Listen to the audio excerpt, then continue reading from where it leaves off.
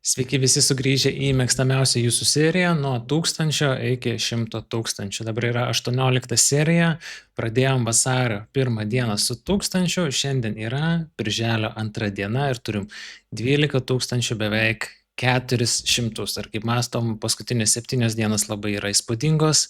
Paskutinę savaitę, kai darėm analizę, jeigu nematėt paskutinės serijos, tai vat buvo 17 dalis, galite ją pamatyti štai čia, iš karto į kanalą ėjus bus štai čia.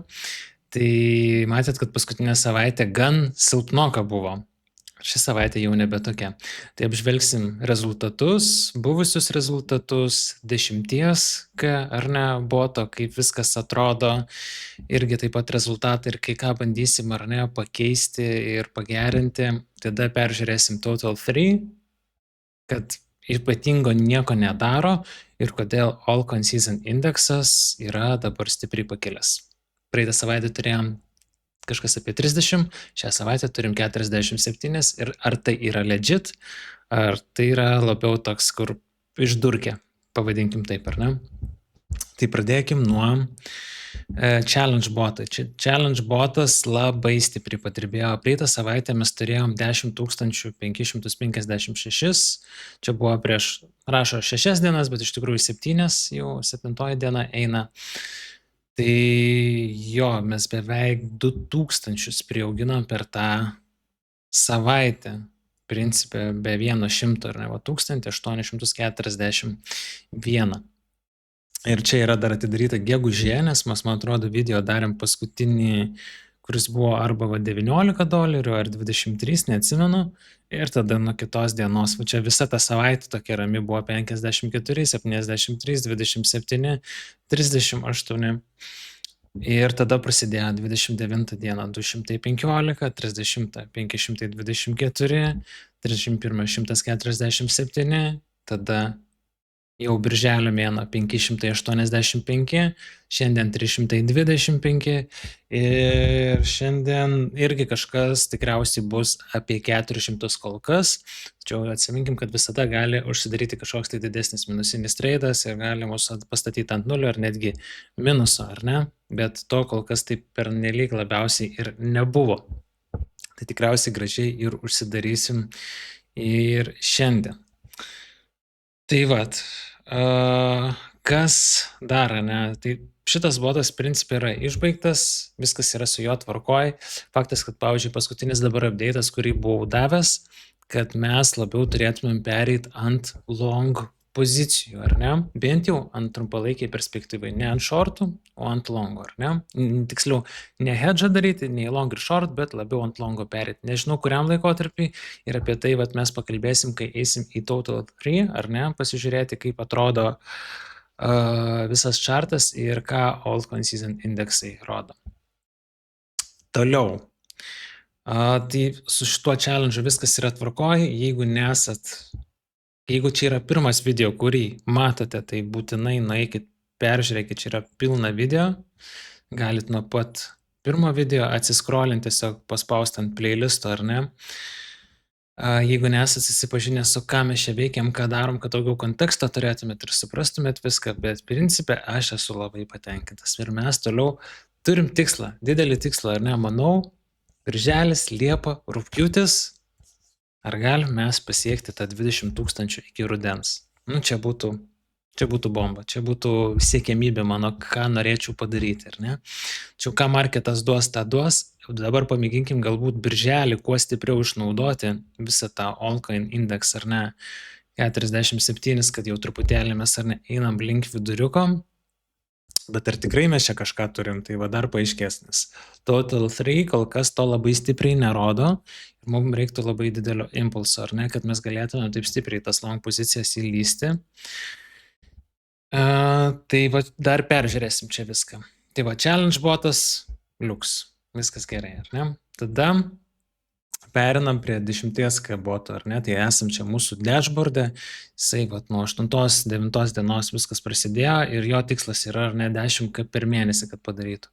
Tai jisai jau šitą dalyką kaip ir atliko. Mes esam prie beveik 12 000, bet turėjom taip pat šiandien anomaliją, nes visos dienos kaip ir šios gražiai ėjo, po vat nes mums reikia vidutiniškai per dieną surinkti po $333, ar ne, kad mėnesio gale per 30 dienų mes turėtumėm 10 000. Tai faktas, kad būna dienų, kai mes turim 132, 138, 262 ir būna dienų, kur pat 1000 ir 1100. Tai tos dienos būna labai geros ir jos labai gražiai, bendram kontekste mes tada labai gražiai susilyginam. Bet šitoj vietoj tikriausiai rizikos parametrus truputėlį vėl reiktų pataisyti. Nes aš matau, kad rizikos tas lygis truputėlį šitam botui yra vis dar per didelis ir šitoj vietoj galim ir skaudžiai nudegti, bet kol kas viskas yra gerai ir pamėginsim pataisyti. Perėsim gal truputėlį ir ne statistikos, tai hold time'as, kaip visada noriu jūs su automatizuota sistema supažindinti, tai hold time'as yra, kiek laiko užsilaiko vidutiniškai vienas treidas, tai buvom visai nusivažiavę į 6 valandas kur laiko, turėjom iš vis tokį spaiką kur 7 valandos, bet per laiką, jeigu mes darom kažkokius tai pakeitimus sistemoje, tai kaip matot, šitoje vietoje ir buvo pakeitimas ir matom, kaip botas gražiai susitvarkė. Šitoje vietoje vėl pakibom, tada buvo vėl pakeitimas, botas gražiai ir nesusitvarkė ir dabar vidutiniškai turime po paskutinio, čia vakar dienos 40 minučių vidutiniškai trunka vienas treidas. Šiandien 50 minučių. Tokia mūsų ir siekiamybė ir yra, ar ne, kad neturi būti kažkoks tai specifinis kiek valandų ir neturim kuo labiau sumažinti to, bet turim kažkokį tai vidurkį irgi išgauti, kad tai būtų, įsivaizduokime, iki 2 valandų, ar ne, būtų optimalu turėti tokį, jeigu ir kyla, tai nekyla daugiau ten, tarkim, 3-4 valandų ir vidutiniškai 2 valandas. Nes kuo daugiau ar ne treidų užstringa, tai tuo mažesnis pelnas. Kuo ilgiau treidas užtrunka, tuo mažiau treidų turime ir tada nusimuša visi parametrai ir jie gali dar labiau nusimušti, ar ne? Win ratio laikomis virš, tuoj pasakysiu, virš 96%, kokį čia turėjom 96.3, 96.03, tai o visa kita kaip ir ant 100%. Būna vienas kitas treidas dėl spredo ar dėl kažko jisai būna minusinis, bet jų pakankamai mažai turim. Largest win, kol kas šiandien didžiausias $433, bet šiaip vidutiniškai turim irgi kažkokį spaiką, bet turim, kad vidutiniškai laimėjimas ten siekia, tarkim, iki $100. Largest loss, turim didesnių pralaimėjimų, ar ne, ir iki 200. Bet jie irgi yra labiau kaip anomalijos, o ne kaip standartas, ar ne, per visą mėnesį, būna, kai neturim iš vis minusinių treidų, arba jie būna labai maži, $14, 13, bet būna tokių anomalijų, kurias reikia tvarkyti, bet net jeigu to nesutvarkytumėm, mes vis tiek pelningai toliau žygiuotumėm. Profit per pair, kur galime irgi atlikti įvairiausius dalykus, ar ne, esports, kuris labai stipriai žlugo, nes didžioji dauguma akcininkų pardavė, ar ne, ir programuotojų pardavė savo esports akcijas ir tiesiog sužlugdė realiai visą valiutą, dėl to jinai po apačia dabar valiojasi, mes tai išnaudojam, taip pat buvom ir užlipę ir į longą, po to labai gražiai išsigelbėjom iš to longo ir iš shorto lygiai taip pat. Trades per day, vidutiniškai 80-90 taip pat turim anomalijų. Vėlgi labai priklauso nuo kiek treidas laikosi per dieną, ar ne. Taip pat galim eksportuoti CVC, CSV ir JSON failus, tai reiškia, kas kažkiek tai treidų, tarkim, kas 1000 treidų mes galim vėl paimti tai, kas sistema mums duoda, išspjauna, ar ne, kokius treidus, visus treidus per visą laikotarpį ir pagal tai botą adaptuoti, gerinti, nes net mažiausi parametrai ar ne pakeitimai, jie gali dienos gale labai daug ką duoti. Tai ir taip pat treidai, ar ne, kokius treidus turėjom, kokie buvo pilnai ir taip toliau. Tai viskas atrodo tikrai labai neblogai su 10K botu, tiesiog reikia toliau tobulinti ir aš manau, kad stipriai reiktų riziką šitoje vietoje pamažinti, nes gali vieną mėnesį labai gerai pavaryti, kitą mėnesį mes galim pasitrikti ant kokio treido ir tada mes nenorim būti toje pozicijoje. Tai kaip ir sakiau, jeigu norit pažiūrėti statistiką, viską nuo pat pirmos serijos, galite įsijungti arba playlistą, kur bus pati pirma dalis ir iki pat šiandien 18 dalies, ar ne? Ir jeigu norite susisiekti, pasidomėti dėl boto, tai yra štai aprašymas video ir galit parašyti žodį botas mum, susiekti per Telegramą arba Instagramą ir atsiųsim jums tiesiog žinutes, daugiau informacijos, kiek kainuoja, kaip kas vyksta ir taip toliau. Jeigu jūs domina automatizuota sistema, nenorit patys tradint, nenorit sėdėti prie čarto, norit, kad viskas automatiškai ar nevyktų. Ir taip pat mes savo tradingimą vykdom tiek per VEX, tiek per Bybitą, tiek ir BitGet, ir Bluffin, bet va čia yra pagrindiniai du exchange'ai, tai jeigu planuojat per VEX tai daryti, irgi galite užsiregistruoti tiek paprastam tradingimui, tiek automatizuotam. Ir čia turim VEX gidas, tai detalus video mano paties kurtas, kur yra paaiškinta, kaip įsidėti kapitalo, kaip atidaryti signalą, kaip peržiūrėti treidų istoriją ir visa kita. Tai va, užėjus į mūsų kanalą, viskas va taip atrodo, keliu kasdienės analizės apie Bitcoiną, apie savo mechaninius treidus, o čia viskas, kas yra apie automatizuotą sistemą. Total 3. Nežinau, kodėl taip stipriai pakilo Altcoin index, ar ne, visas tas indeksas iki 47. Šiaip žinau, tiesiog taip kalbu, kad nežinau, bet žinau.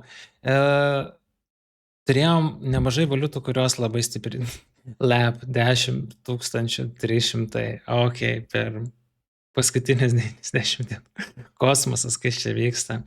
Ir dėl to visa kita atrodo taip sutraukta, nors ir yra kitų valiutų, kurios labai stipriai važiuoja ir kurios taip pat ir nusivažiuoja, bet jo, pagrindinė yra dėl viso šito gabalo, kodėl indeksas prišoko prie 47. Nes mes paskutinį kartą, kai žiūrėjom, buvo 31 galbūt, ar 33, nebepamenu, bet dabar turim 47 ir esam principė range'o viduje, ar ne? Ir iš tikrųjų daug kas visai gražiai važiuoja iš altcoinų ir galima tikrai gražių variantų pagaudyti, bet tikrai nėra, kad bet kurią jos valiutą paimsit, viskas perku ir važiuojam, ar ne? Matot, kad yra specifiškai šitos valiutos, kurios važiuoja. Tai tai irgi reikia turėti omeny. Ir nėra, kad aš labai daug pasitikėjimo šito vietoj turėčiau, faktas, kad tas indeksas, jisai, teisybės turi, ar ne? Tačiau jeigu pažiūrėtumėm pagal Total 3, ar ne, pagal visą šitą indeksą, mes turėtumėm būti, pavyzdžiui, price actionas taip turėtų būti, ar ne? Ir mes šitoje vietoje, jeigu būtumėm, aš jo suprantu. Bet paskutinį kartą, kai mes turėjom štai čia, ar ne, kaip palyginimui, čia May 10. Pažiūrėkim, ką mes čia turėjom. March, April, May. Tuo sekundę. Va čia mes buvom prie 31, ar ne? Tai kokia anomalija yra, kad May, ar ne, ten tarkim 10, mes turėjom 31, štai čia, o dabar mes esam štai čia, viską ištrinsiu šitoje vietoje. Čia 31, čia 47, ar ne, teisingai? 47. Tai ar jums logiška yra, ar jums atitinka logika, ar ne, paprasta tokia. Tai dėl to šitoje vietoje reiktų elgtis atsargiai.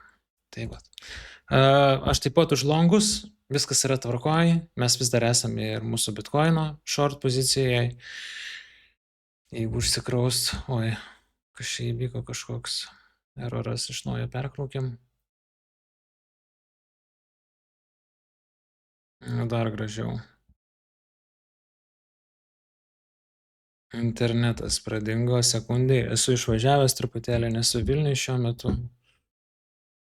Tai žiūrėkim. Gerai.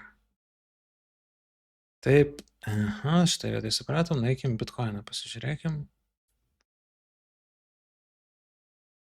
Su tokiais strigimais. Jo, tai kas matėt mano paskutinius video, žinot, kad aš esu short'e.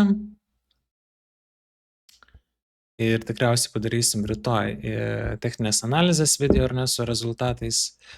Tai labai toliau gražiai važiuoja. Ir mano, ar ne, toks kaip ir prie galutinių tikslų buvo, prie 60, realiai prie 25% čia nuimti didžiąją dalį profito. Šiaip esu visą take profitą pasidaręs, bet didžiąją dalį čia norėčiau ir nusimti. Jeigu vat nueitumėm į video, vat šitas, vat paskutinis. Nu, žodžiu, kadangi internetas taip gerai man veikia čia, tai turėsit patys nueiti ant to video ir pasižiūrėti. Bet jo, esmė tokia, kad toliau bitcoinas gražiai važiuoja, vietoj to, kai kurie altcoinai ar ne, rauna stipriai į viršų, altcoin indeksas rodo, kad wow, jau mes čia esam kažkurioj tai vietoj, bet man atrodo, kad altcoin indeksas jisai labiau fokusuojasi šitoj vietoj labiau į bitcoino tą tokį stiprų ar ne kritimą, kas leidžia biškai altcoinam pakvėpuoti, bet ne dėl to, kad altcoinai labai pradėjo važiuoti, o dėl to, kad bitcoinas labai krist pradėjo. Tai vat, tai tiek šiam kartui. Vėlgi, kaip ir sakiau, jeigu norite įsigyti botą, galite parašyti žodį botas Instagrame, Telegrame. Vietų kiekis yra ribotas, kiekvieną vietą reikia suprogramuoti, sukonfigūruoti. Tai jeigu norite užsirezervuoti savo vietą, sužinoti, kaip kas vyksta, tai būtinai parašykit mums ir toliau pratęsim pokalbį. O daugiau, kaip ir šiam video, man atrodo, viskas. Tai vat. Palieku su šitais gražiais rezultatais jūs, palinkėsiu gražios savaitės ir iki kito video.